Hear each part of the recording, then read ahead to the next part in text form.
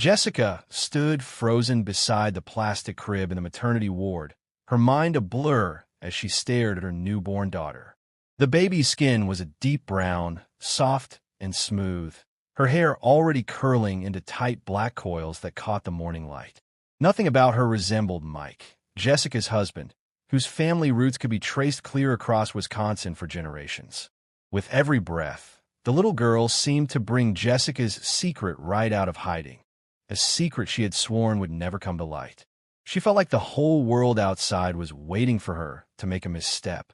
Milwaukee had always been their home, a city where neighbors watched over one another, but just as quickly watched for anything unusual.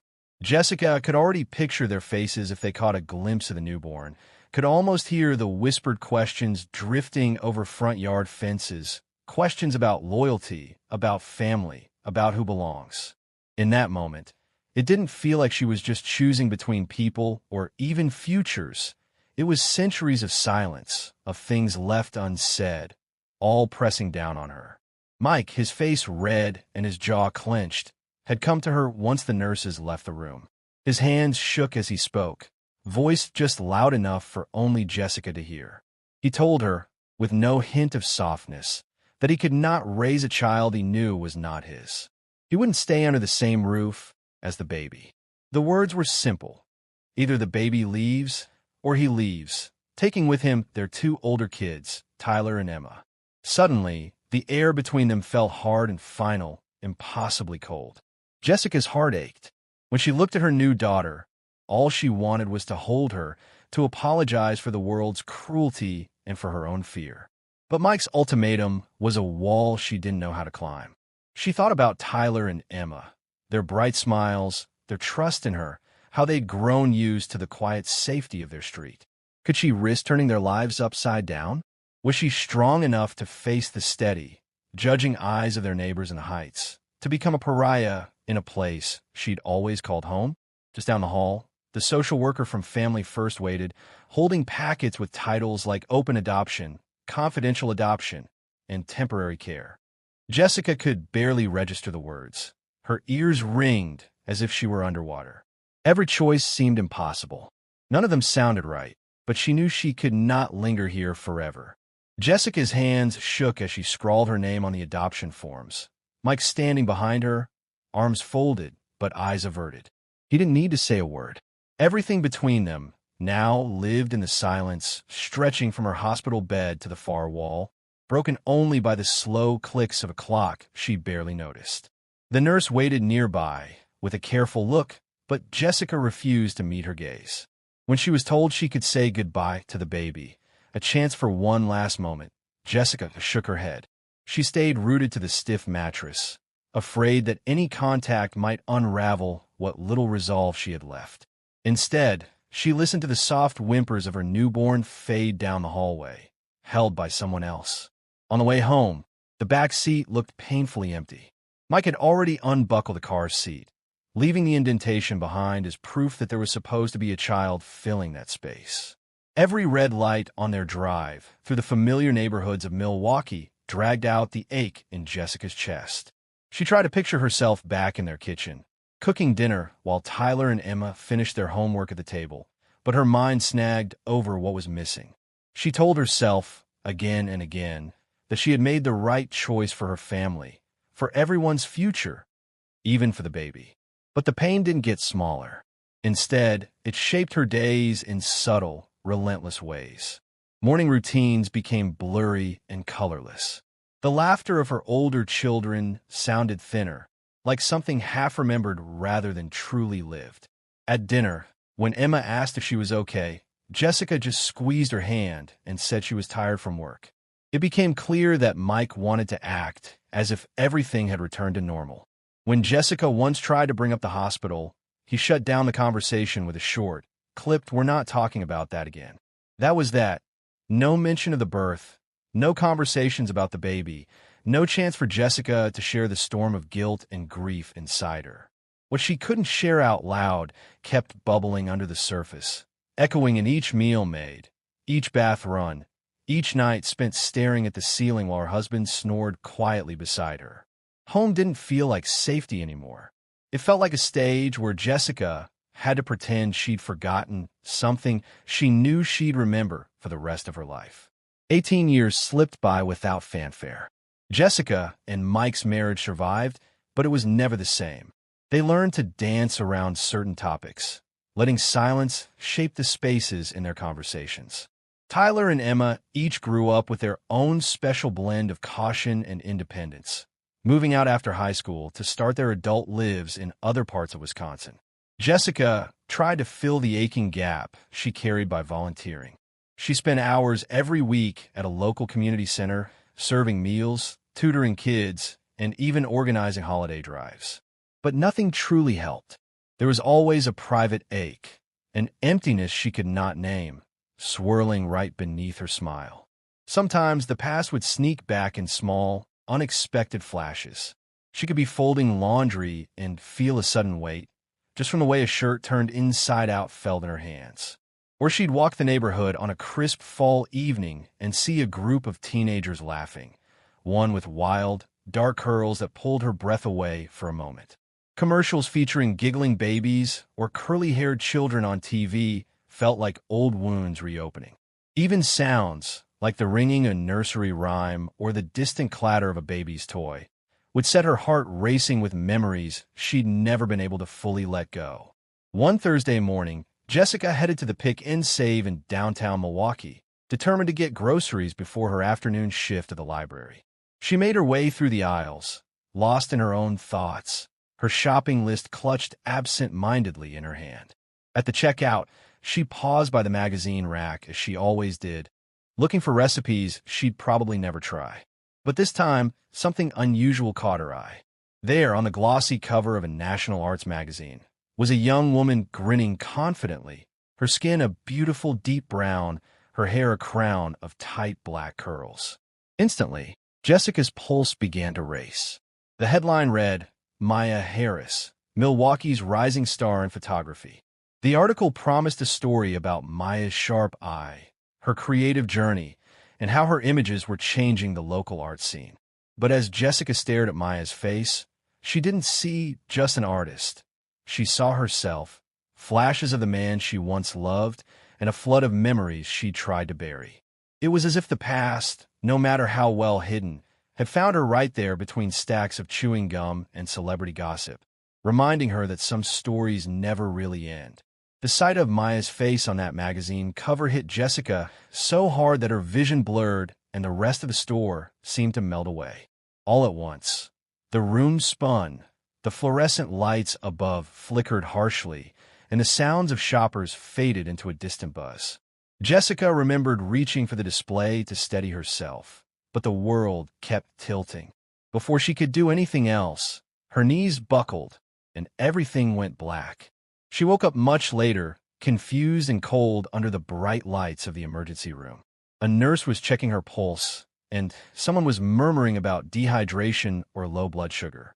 Then she heard Mike's voice, tight with worry, as he hurried into the room. He asked what had happened, his eyes searching hers for an explanation. Jessica just shook her head and mumbled something about skipping breakfast, claiming she must have fainted from standing too long. Mike pressed for details, but she didn't let him in. There was no way she could tell him the truth, that after all these years, it looked like their daughter was living nearby, that Jessica had stared into the eyes of a young woman who was the very image of the past Jessica could never speak of. Her chest tightened just thinking about the possibility, about all the questions that came roaring back, louder than ever. Was Maya happy? Did she ever think of her birth family? Would she even want to meet Jessica? Once doctors had finished their checks and sent her home, Jessica retreated to the quiet of their house, barely speaking to Mike or answering her phone when Emma and Tyler texted to check in. Instead, she dug the magazine article out of her purse and read every word. The story jumped out at her immediately. Maya was raised by two university professors who were known for their involvement with Milwaukee's social renewal project. There was a list of Maya's accomplishments: her thought-provoking photography shows, her volunteer work with neighborhood youth, her growing popularity online. Jessica studied every photo, every line. She read twice, then a third time, searching for any mention of Maya's beginnings, for a clue that the young woman had ever wondered about the family she'd left behind. But the article included nothing about her biological family, no references to adoption, no hints of the loss or the history that still haunted Jessica every day. Maya's past was invisible, at least in these pages, and Jessica realized with a heavy heart that the life her daughter had lived was something entirely separate, something Jessica could only glimpse from the outside. The restlessness that settled over Jessica after reading about Maya would not let her go. She could not sleep more than a few hours each night, finding her thoughts tangled up with questions and hope and fear. When she could not lie in bed any longer, she got up and sat at the kitchen table with her laptop, combing through the internet for anything she could find about Maya Harris. Old interviews surfaced, captured in grainy videos from local TV. There are articles about Maya's early photojournals, short comment threads on art blogs, and almost endless posts on her social media accounts. Jessica learned about every gallery show, every school panel, and every community project Maya had thrown herself into. One night, while scrolling through event listings, Jessica froze when she came across an announcement for an upcoming exhibit at the Milwaukee Art Museum. There was in bold letters, Maya Harris, Seeing Ourselves. The event was in only 5 days. Suddenly, the idea of seeing Maya, if only from a distance, became a real possibility.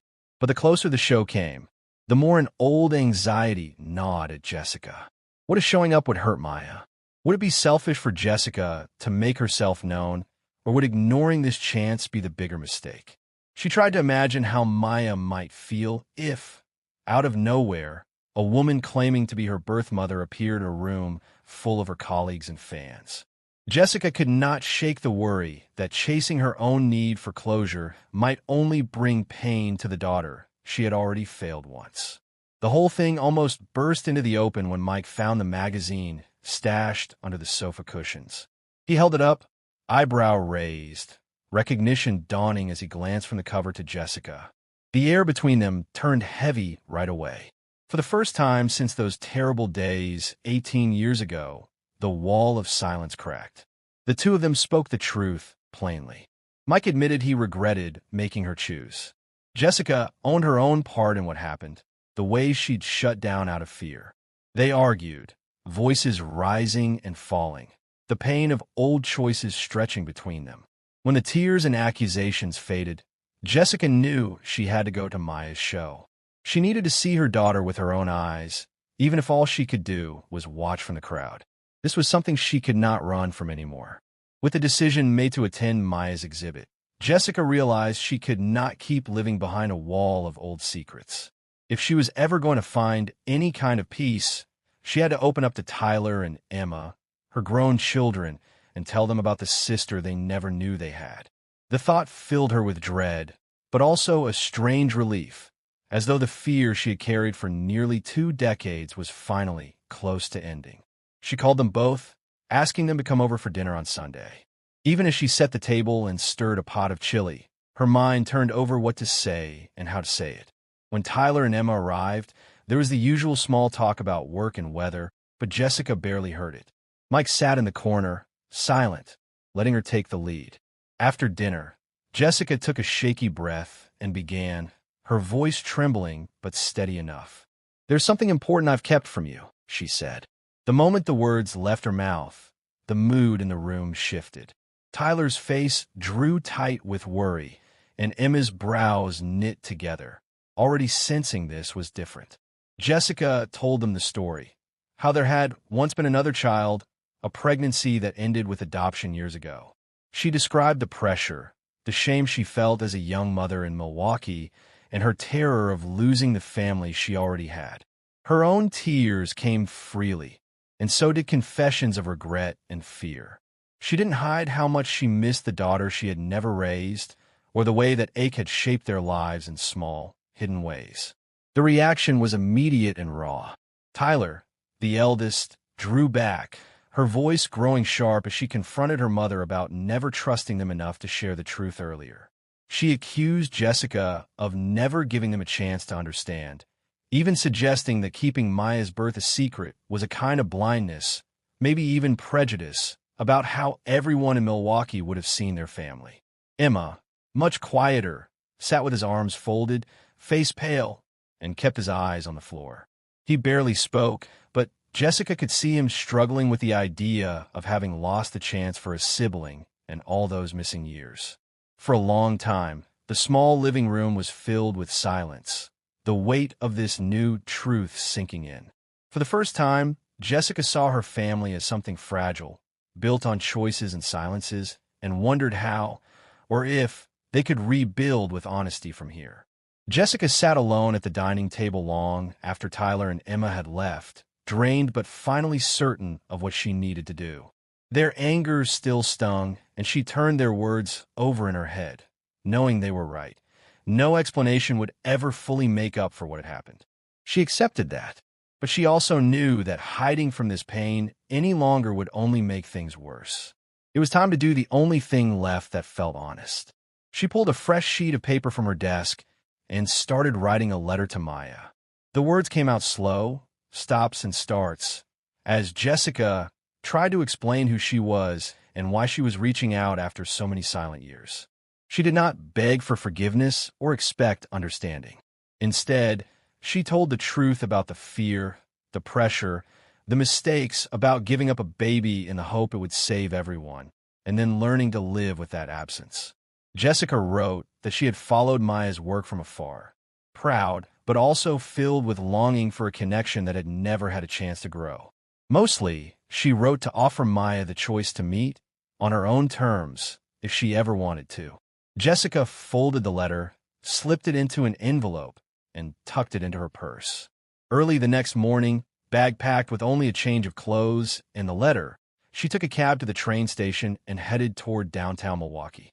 The city skyline, with its glinting glass towers and winding river, brought back 100 memories, some happy, others tangled with regret. Every passing street corner seemed to remind her of the man who had been Maya's father, the brief joy and long road of consequences that followed. That evening, alone in a small room at a budget hotel near the lake, Jessica sat on the bed, suitcase at her feet. The stillness pressed in from every side. Her mind whirled with the thought of finally standing in the same room as Maya, of what she might say, of whether she would even be recognized or welcomed. Sometimes the hope was dizzying, but just as often, panic would sweep through her, and she would doubt whether reaching out was the right thing at all. It felt impossible to imagine bridging nearly 20 years of distance in a single meeting. And yet, for the first time in ages, Jessica also felt something else, a tiny thread of hope that maybe it was not too late for them to meet, even if only for a moment.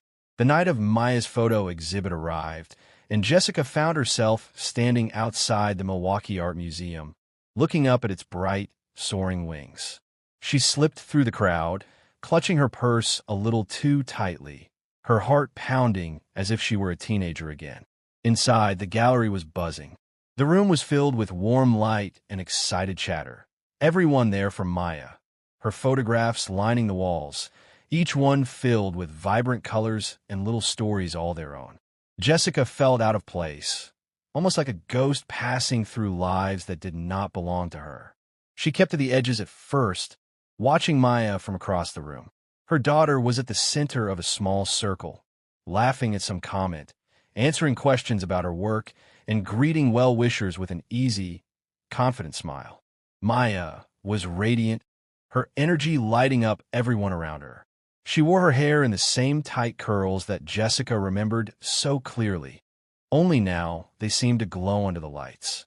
Every movement reminded Jessica of the possibilities she had lost, but also of the incredible strength Maya must have found on her own.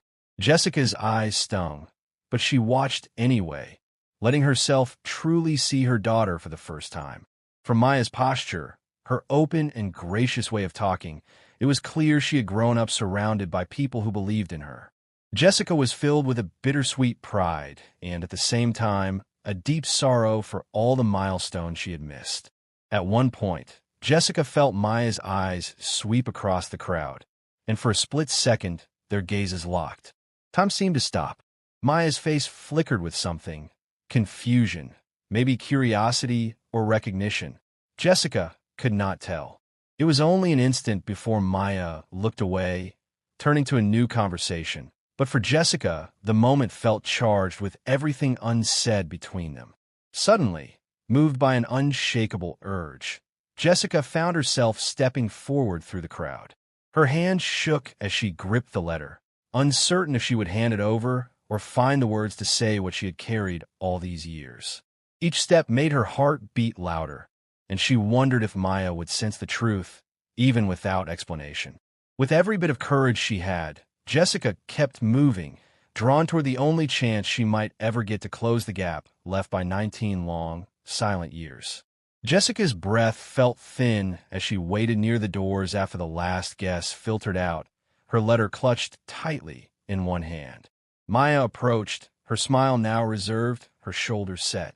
She greeted Jessica with a polite but distant tone and suggested talking next door at a small cafe that was except for the distant hum of the dishwasher and the gentle clatter of plates being stacked away for the night. Jessica could hardly sit still, nerves twisting through every muscle. Maya sat across from her, hands folded neatly on the table, her eyes steady but cool. She looked every bit in control, neither unkind nor welcoming, simply contained, like a person who had learned to store her feelings carefully so they could not be used against her. Jessica wondered if this armor had developed early, maybe as a way for Maya to protect herself from the pain of old abandonments or unexpected disappointments. There was no drama, no accusations, just a quiet waiting.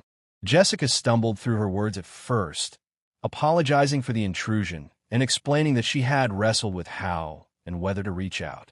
She pushed the letter across the table and let it rest between them, her hand hovering just a second too long.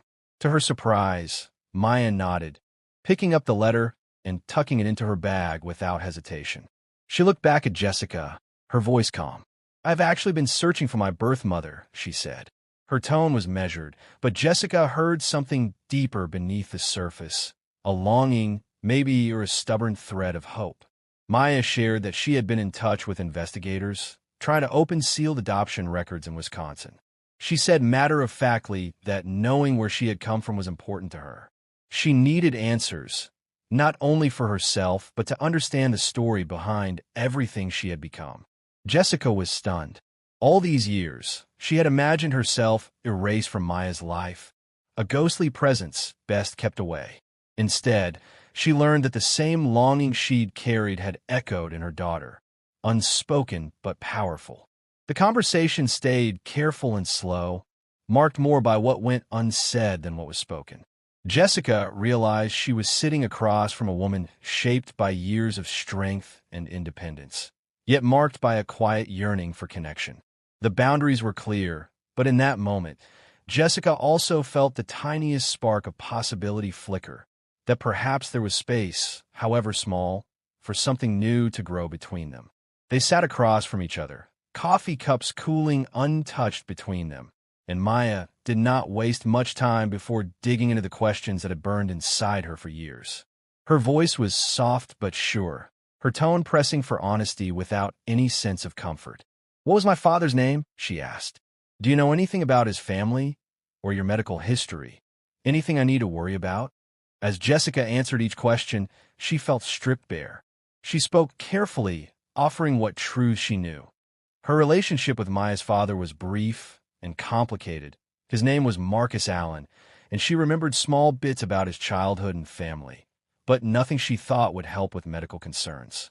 Still, she promised to write down everything she could recall, no matter how unflattering or incomplete it sounded. There was no easy way to talk about the next part. Maya's expression hardened a little, her jaw setting. "Did you leave because you were afraid to raise a black child in your family?" The words fell heavy between them. For a long moment, Jessica could find nothing to say that would soften the truth. It was the question she had dreaded most, the one she had worked hard all her life to avoid. No explanation felt big enough or fair enough.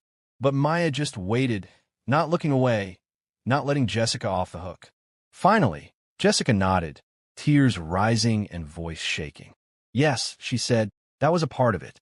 I was scared, not just of what people in Milwaukee might say, but also of how much I didn't know, how much I worried you'd feel out of place with us. The confession hurt to bring out into the open. It felt raw and ugly. "I am so sorry," Jessica added, the words barely above a whisper. "And I wish I'd been braver, but I wasn't. It's not something I'm proud of." There was no relief in saying it, just a painful honesty that landed in the silence. Jessica saw the effect on Maya, the way her eyes shone, the slight flinch in her posture. But she kept her gaze steady, refusing to act like the truth was some sort of gift. Jessica sat with it all, understanding this wound would stay with them both, carried forward in every choice they made from now on and every word that might follow.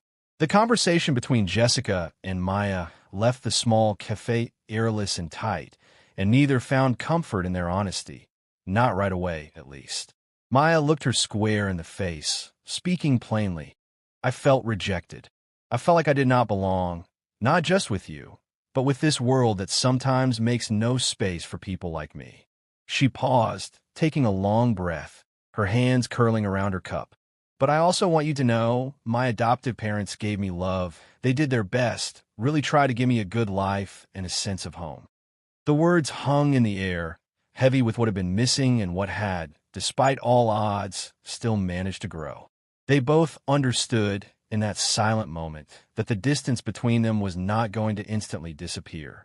There was no neat closure. The history could never be rewritten, and the pain did not get lighter just because it had finally been spoken. Something had changed, though. Right before she stood up to leave, Maya turned to Jessica and said, "If you want to see me again before you go back to St. Paul, we can talk. But let's keep it honest.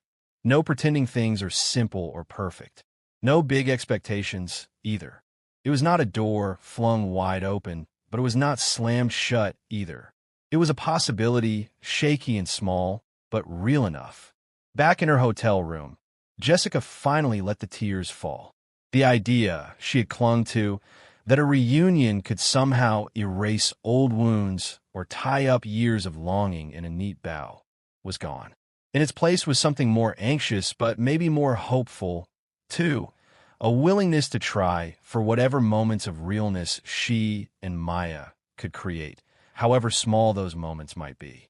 She hung on to Maya's promise to meet again and made plans for another day in Milwaukee. That night, just as Jessica was about to sleep, her phone buzzed. She glanced at it, expecting a reminder from the train service or a message from Emma or Tyler, but instead she saw an unknown number. The message was short and strange. "Not all the truth is out yet. More to come." Jessica shivered, a new kind of dread mixing with all her other worries. Whatever cautious hope she had started to build now felt unstable, threatened by shadows from a past she thought she had already confessed.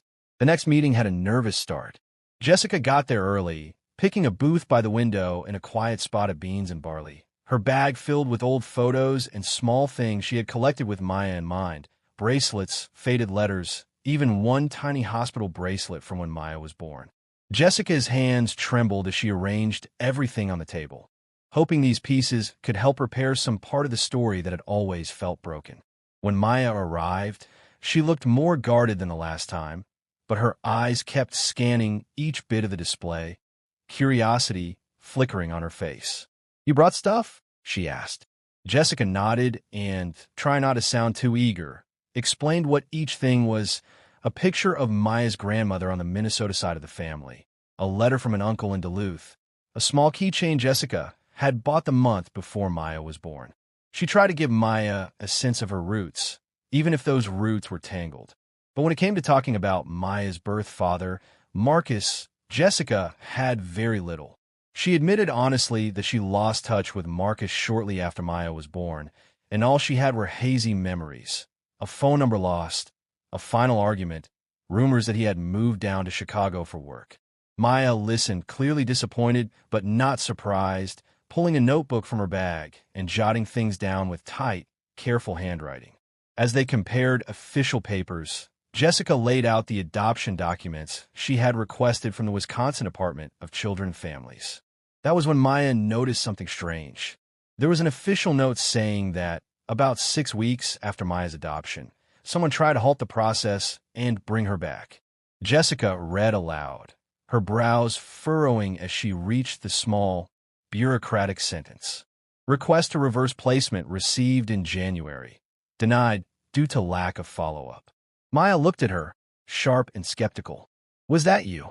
Jessica shook her head right away, her voice steady but sad. I wanted to 100 times, but I never found the strength. I wish I had tried, but I did not. A new uncertainty settled between them.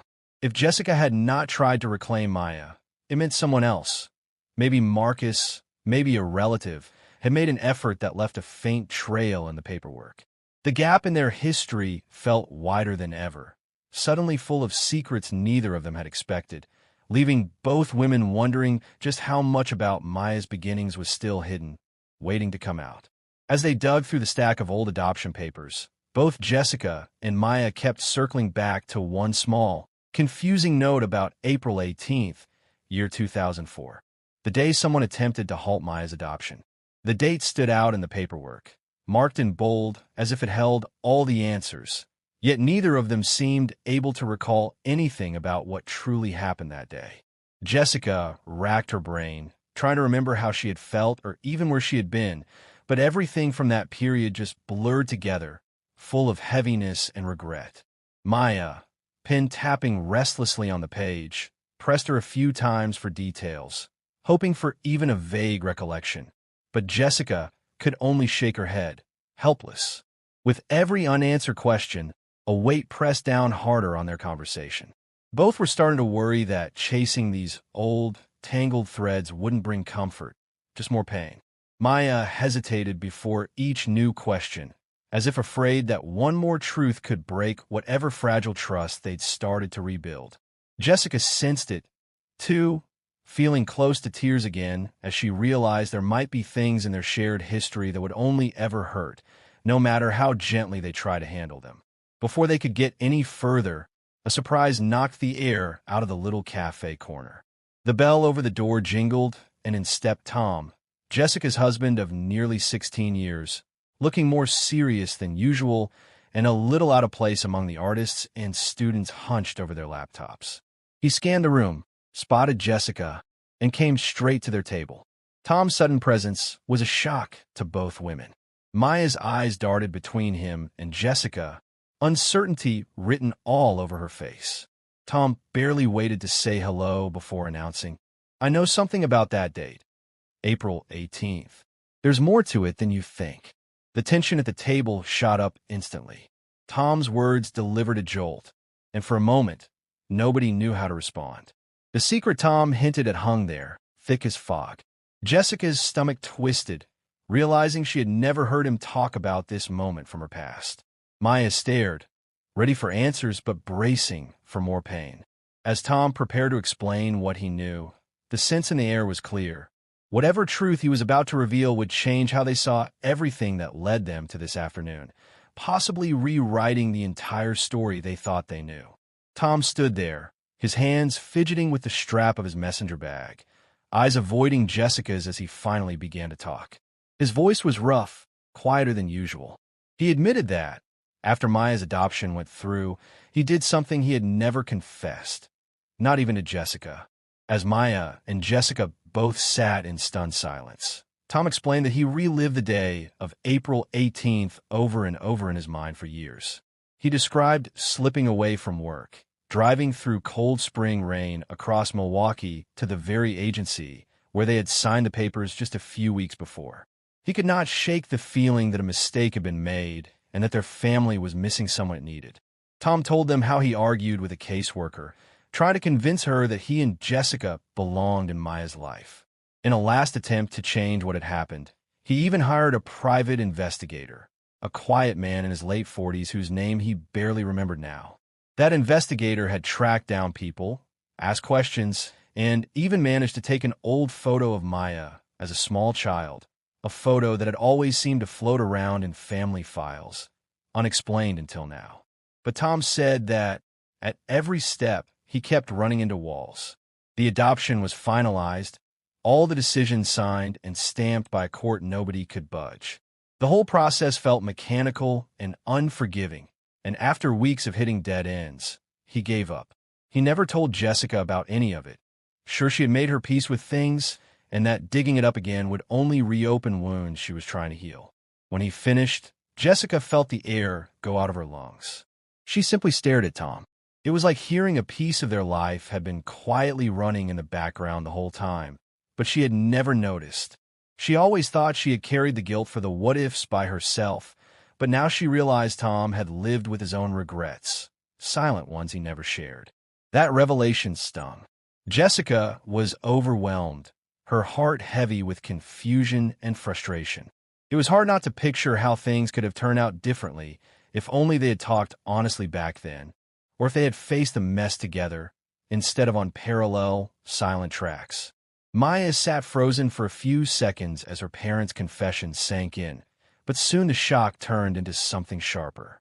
The anger that she had kept buried for years finally pushed through.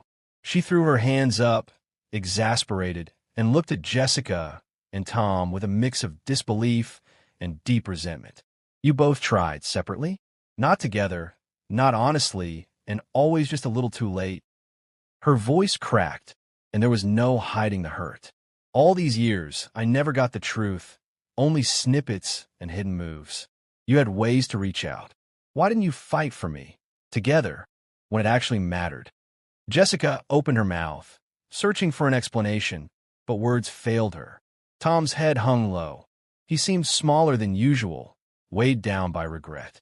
Maya's frustration boiled over as she thought about more than just their secret efforts. You kept sending birthday cards through the agency, she demanded, turning to Tom. Not once did any of those cards ever get to me. Did you ever stop to think they might not? Tom tried to answer, but Maya cut him off. Every time I had another quiet birthday, every time it felt like I was completely forgotten, you thought a card was enough? That's not love. That's just a way to clear your conscience. The silence after her words was almost painful. Jessica reached out instinctively, but Maya pulled away. I don't know what you want from me now, Maya said. This all feels like it's about your guilt, not about me. You all acted alone, too scared to look at the mess together. Where was the courage when I needed family most? Her pain was powerful, and it rushed through every word. She could not handle any more for now. With a deep, unsteady breath, Maya stood up, grabbed her coat, and shook her head. I need space. I can't keep doing this. Neither Jessica nor Tom tried to stop her as she walked out of the cafe, shoulders tense, heart pounding. As she disappeared down the busy Milwaukee street, Jessica and Tom were left at the table, more lost than ever. For now, the gap between them all had only grown. The hope of fixing things pushed further out of reach by truths revealed too late and by wounds that still stung even after all these years. Weeks turned to months, and the silence from Maya stretched on with the changing seasons. After she walked out of the cafe that day, neither Jessica nor Tom heard a word from her. Her absence left a mark on their daily routines, making simple things like making coffee in the morning or walking through their old Milwaukee neighborhood feel heavy and awkward. Both tried at first to reach out, a gentle text from Jessica here, a missed call there, but Maya never replied. Over time, Jessica and Tom realized they had to live with the waiting and the uncertainty, something neither of them had ever been good at.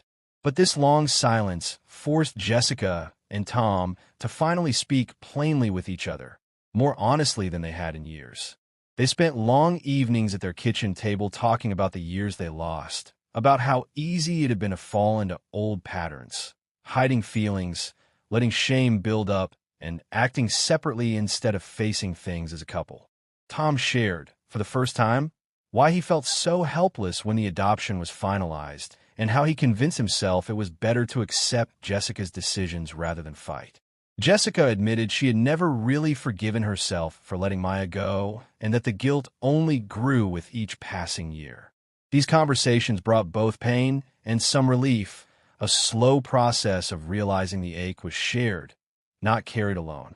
Amidst this difficult healing, their younger kids, Ellie and Luke, started noticing something was going on. They saw their parents talking late into the night and could tell something big had changed. At first, they were cautious, picking up on a sadness in the house. but also curious about the half-sister they barely remembered hearing about.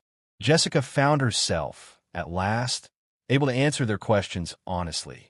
Small cracks started to appear in the silence that had always surrounded Maya, and it became clear that things were shifting. Eventually, Ellie decided to take a chance.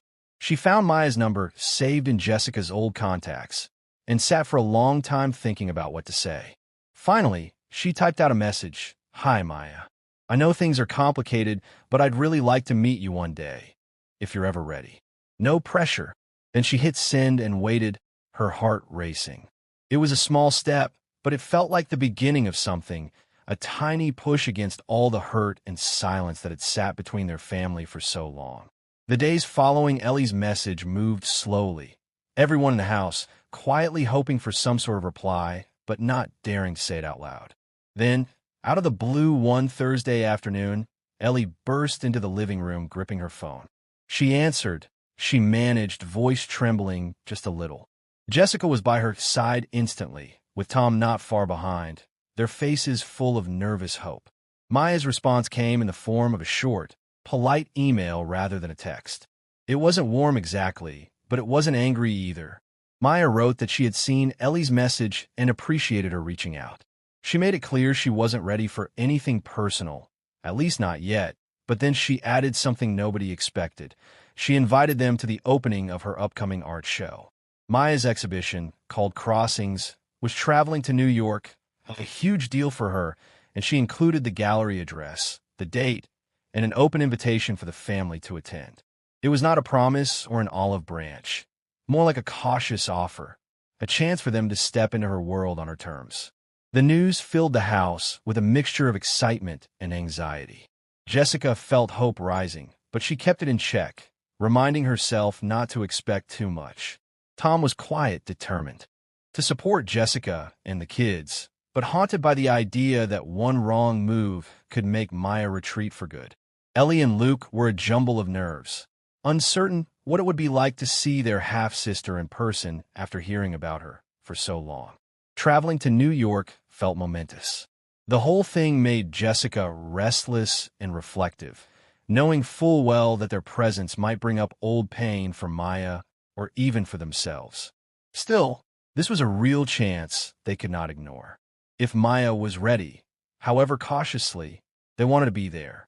When opening night finally arrived and they found themselves walking down crowded Manhattan sidewalks toward a gallery festooned with bold signs announcing Maya's show, every step felt loaded. Jessica and Tom exchanged silent glances, each understanding that this night was not about fixing everything at once or pretending away the past. It was about showing up, listening, and letting Maya see that, however flawed, they were still her family. None of them knew what to expect inside, but for the first time, hope and honesty felt close enough to touch. Inside the bright, crowded gallery in downtown Manhattan, everything felt a little surreal for Jessica. The space buzzed with quiet conversations, people reading placards and sipping sparkling water as they paused thoughtfully in front of the photos. At first, Jessica hung back with Tom, Ellie, and Luke, keeping her eyes low, trying not to let nerves get the best of her. But soon, something pulled her forward. She drifted through the crowd until she stood alone, facing the first line of framed images in Maya's exhibit called Threads.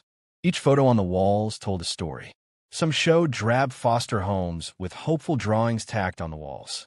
One captured the raw emotion of a reunion in a sunlit park, arms thrown around each other, faces washed with relief and sorrow all at once.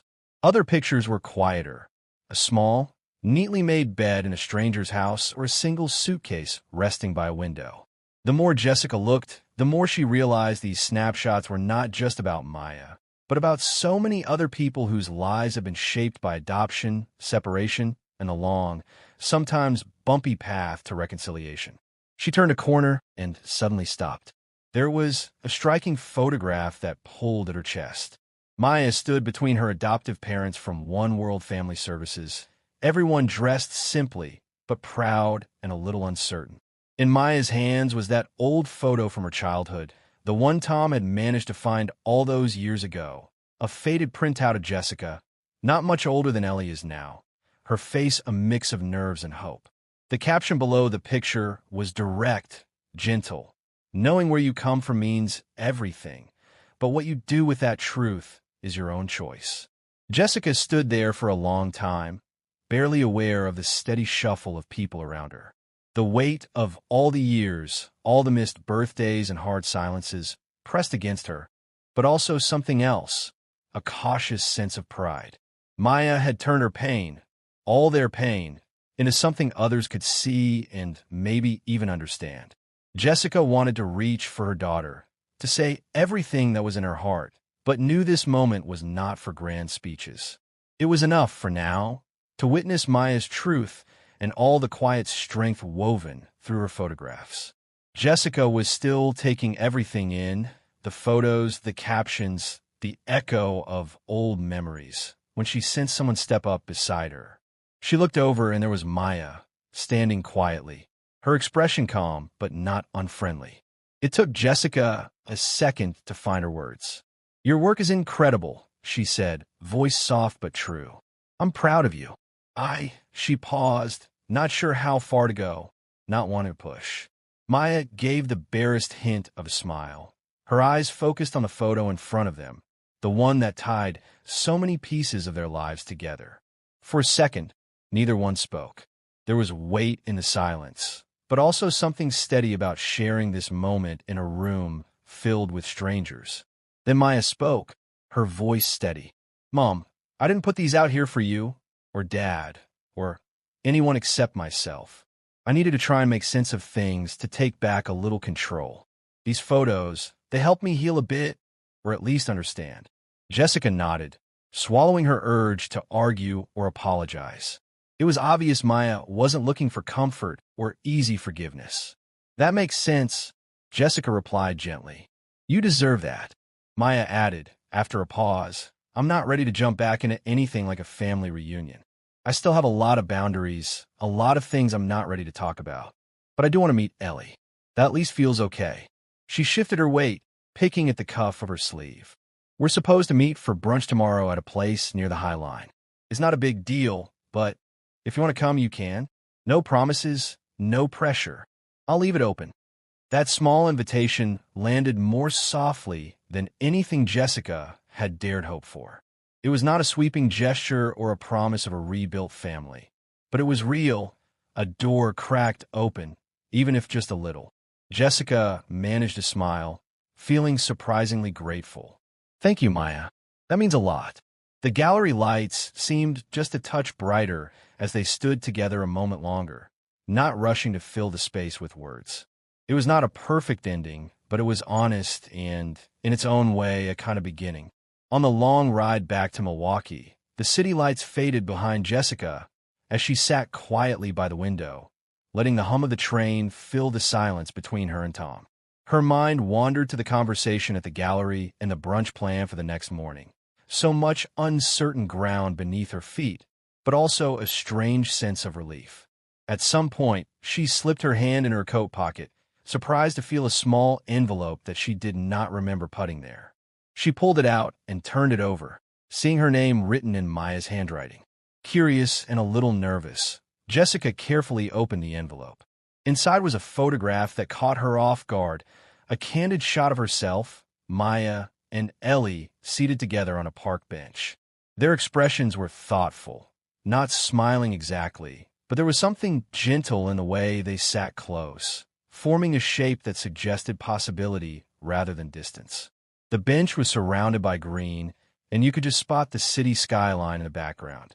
Jessica took a long moment to study their faces, noticing how alike Maya and Ellie seemed when they were side by side, how quietly hopeful Maya looked as she glanced away from the camera.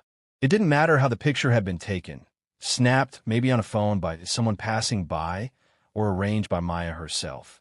What mattered was how honest it felt, how it captured the uncertainty, but also some new openness between them. On the back of the photo, Maya had written a short note. "We cannot undo the past, but we can still choose how to write the future. Maybe together, maybe just a little at a time." The words settled deep for Jessica, not as an absolute forgiveness or a way of tying everything up neatly, but as something honest and real. As Jessica tucked the photo away, she felt the burden of regret shift ever so slightly. She understood that the pain from all the years apart might never go away completely. But in the hard work of telling the truth and showing up anyway, she found the beginning of something like redemption, not just for Maya, but for herself and her whole family. Sitting on that train, she realized life rarely gave perfect endings, but sometimes it handed you small, new beginnings. That was enough for hope to take root, even in the most unexpected places.